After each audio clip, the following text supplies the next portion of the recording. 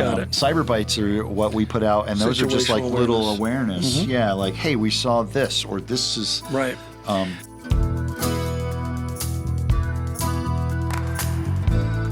Hi, I'm Eric. I'm Mike. Welcome to the Cyber Sitrep, the Cyber Situational Report. So close. I almost let said it go, situational, guys. didn't I? Pick my battles, yeah. Yeah. And I said the at the beginning, too. We'll eventually get it right, everybody. Sorry. Okay. Basically, we're a situation report on cyber. Yeah, we're trying to anyway. We're trying. But hey, if you even tune in just to hear how we mess up every intro, We'll take it. welcome back. Yeah, welcome back. We missed you guys, too. Yeah, we missed you too. So, Mike, what's our topic today? So sir? today we're going to be talking about cyber training, how it's needed now more than ever, or as much as ever. Yeah. It is still your first line of defense. There's lots of cyber tools and lots of cyber things, and Right, you can and put AI all these, everything. You can put all this stuff into place. Yeah. And then you have my mom who will click on it, and you're done. So I'm sorry, Mom, Mike's but mom. Oh gosh. Yeah. And what drives me crazy is that it's still so darn effective even today. It with is. everything that's out there, all the tools, we think awareness that's out there, but obviously not. Because it's still happening all the time. And I wanted to bring this up as well, Mike, because another real world example got reinforced. One of my customers, and my customer did awesome. I'm not going to name them, but you guys crushed it. They did a great job. Yeah, but it all boils down to it's a do loop, right? We have to do training continually, often, and make sure that it's relevant to your organization, right? I think so many companies, this is where they fall into compliance versus real security. Checking the box, right? And they do the death by PowerPoint once a year. That's the Right. same PowerPoint that they taught the last year. There's nothing with new. the date changed. With the date You know who changed, you new are, people signing in. Yes. Yeah, exactly. It's all just the same stuff. And that will bite you. And people just ignore it. Oh, yeah. Did you guys hear that? That was great.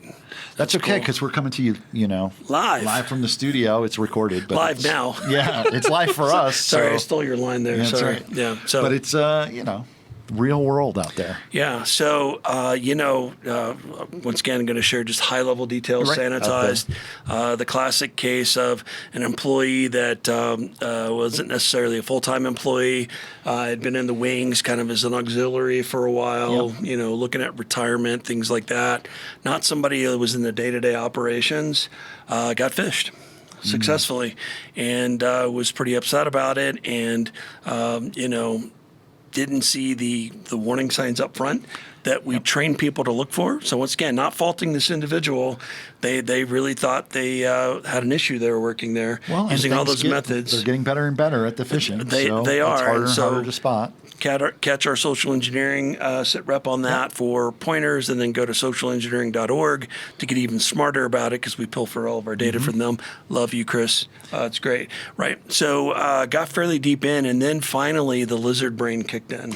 And if you guys remember, I say the lizard brain is that primal part of our brain that says something's not right. You're about to get eaten. Something really bad is about to happen to you. That's right. And we laugh. I laugh. I know. But it's true, right? And The spidey senses. It does. That's a better term, right? I like the whole T-Rex right behind you breathing. You're getting Trying to get you, but can't quite reach. Just got to toss you up to get a bite. So, finally lizard brain kicked in and said, maybe something's not right here.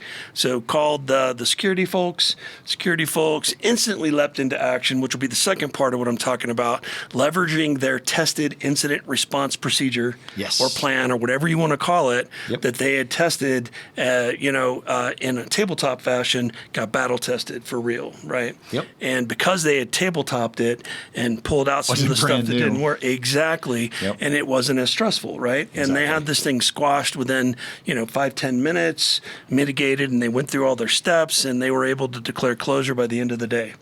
Because of what happened. It's rare. It's very rare. Very lucky, yeah. It was all that, right? It was luck. It was, good training on the security folks and an emphasis on the need for training for the individual, right? Right. And we see it all the time. I remember when I was a young security wonk, right? And I thought it was BS at the time. One of white beards who we are now, it's crazy, was saying that hackers always take the path of least resistance, right? Yes, they they always do.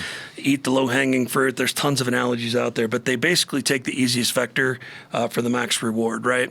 And that, unfortunately, we've seen patterns, right? Because we've been in the industry long enough, not only from security, but from IT, from technology. You'll see, for instance, distributed computing, right, was a big thing. Then it came back to, no, we got to have everything on premise. Right. Now we're back to cloud. Everything's distributed, right? And they are starting to see already people want to come back. My point is you start to see patterns of the same thing over and over.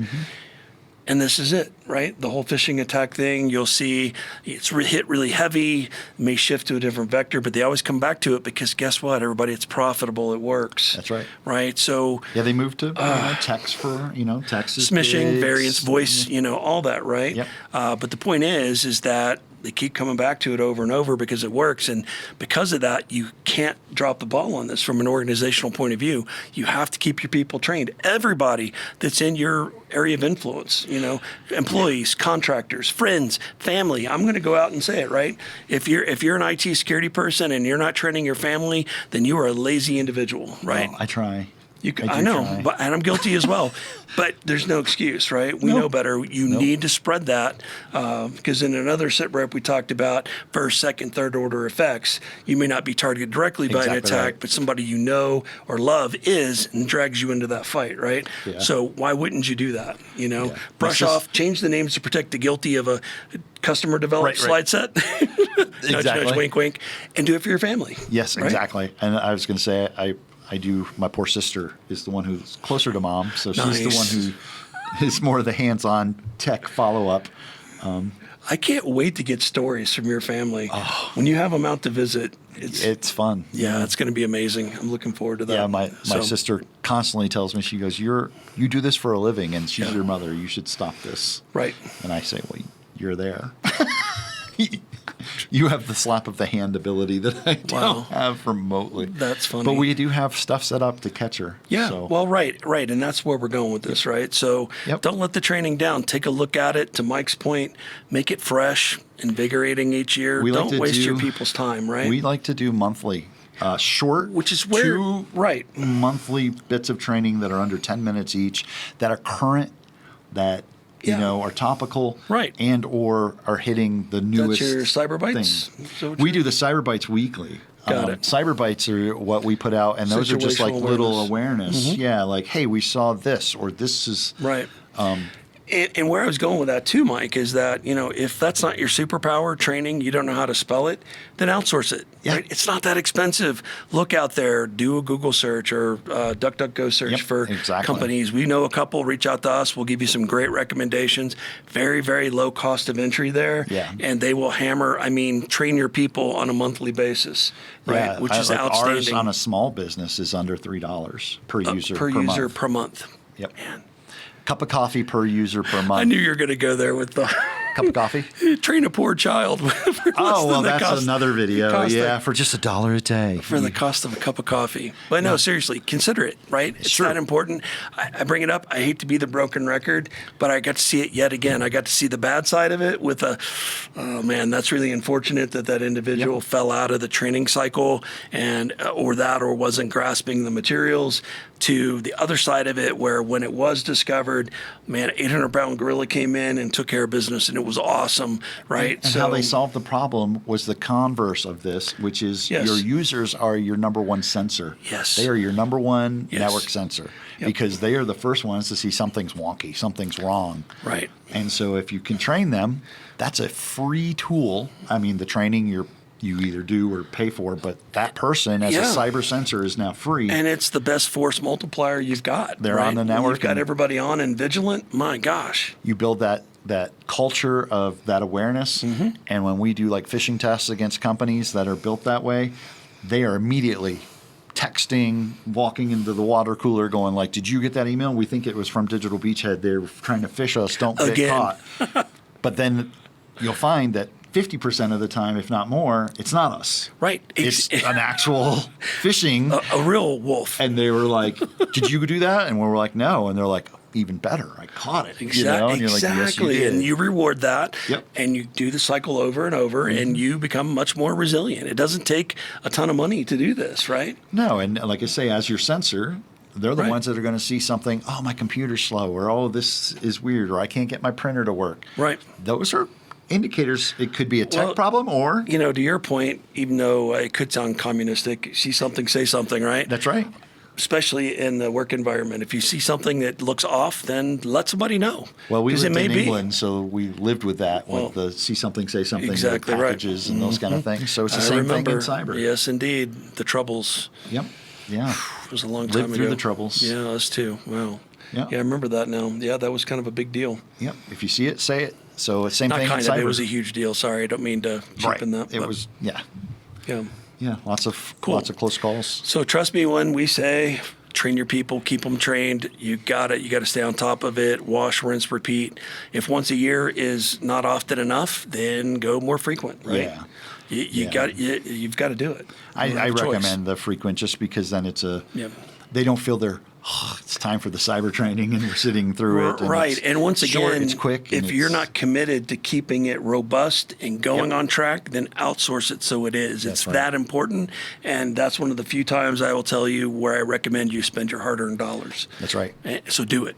They're your first line of defense, and they're also your biggest weakness. Yeah. So you combine those two and make them a sensor versus a weakness, Yep. and you just doubled your efforts. And then on the other side of that, check out our other Sitrep on incident response. Yep. Great tools out there for you to develop it. You could do AI searches to help you build a framework. You could also go to the National Institute of Standards and Technology for their incident response handling guide. right. Beautiful piece of documentation. Because if you don't practice Perfection. that, You're then toast. You don't want that to be the first time. Right. What do we do now, and who's so that, responsible? That squashed in the butt incident. The analogy I think I would use is a cigarette butt got thrown onto the forest floor, right? And you started to see a smolder, and before it could catch, boom, it got extinguished, Because right? they knew who had to do what. And when and Exactly, where. because they Yep. knew where the fire extinguisher was, or the shovel in this case, right, to stamp it out. And if that hadn't have been caught, then that could have burnt the whole forest down. Exactly right. It literally can be that devastating, right? So anyway, so with that, guys, thank you. Please train your people. Remember to like and follow. Please do. Until the next sit rep, you guys take care. Be safe. We'll see you thank soon. you. Bye-bye. Hey, we're coming to you from the Studio 809 Community Podcast Studio here at the Next Us. This is a professional cooperative environment for small businesses here in downtown Colorado Springs. We'd like to thank them for supporting us over our journey. Yeah, it's been a minute or two. Yes. Thank you guys for your continued support. Thank you.